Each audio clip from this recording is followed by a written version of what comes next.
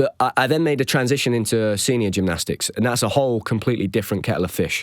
So at 17, actually, I made my senior debut, and I was pushed into the senior team. And senior gymnastics is very different.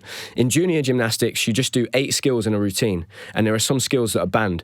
So you're not allowed to do on parallel bars. You can't land in upper arms in that position. You can't do that as a junior. You weren't at the time allowed to do rollout skills. So rollout skills are now banned across the whole of gymnastics, but at the time, as a senior, we're still allowed to do those rollout skills. So they're those skills you see that it's a bit like a diver. So you do a somersault and dive out of it. You weren't allowed to do that skill. So there were different skills that were banned for juniors that they were allowed for seniors. So I jumped straight from doing 8 skills up to 10 skills in gymnastics, and now being able to do these skills that were banned, and especially on parallel bars, because I had really good spatial awareness. As I went into my first year of competing as a senior, that summer I really tried to push the difficulty. Now the problem was my body hadn't quite caught up with that, and I still had a junior gymnast body. My chest wasn't developed. I wasn't big and strong in my upper body, so I was doing all of these upper arm skills and I just wasn't physically prepared. And very soon I went out to Japan to compete in the Japan Cup. I did a routine with 5 skills that started or finished in upper arms, and I developed a stress fracture in my collarbone.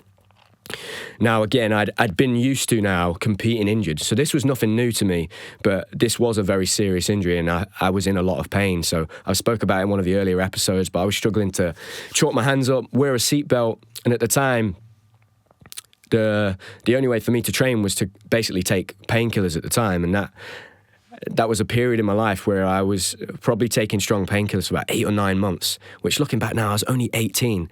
You know, that's crazy looking back now, but it wasn't rare, and I wasn't an isolated case. The whole of our squad were doing that. And in fact, we almost had a bit of a black market situation going on where we would often get our family members to get us prescriptions. And we would, in a morning before a big training session or routines, you'd find people passing around these strong painkillers, which is crazy looking back because we were just kids.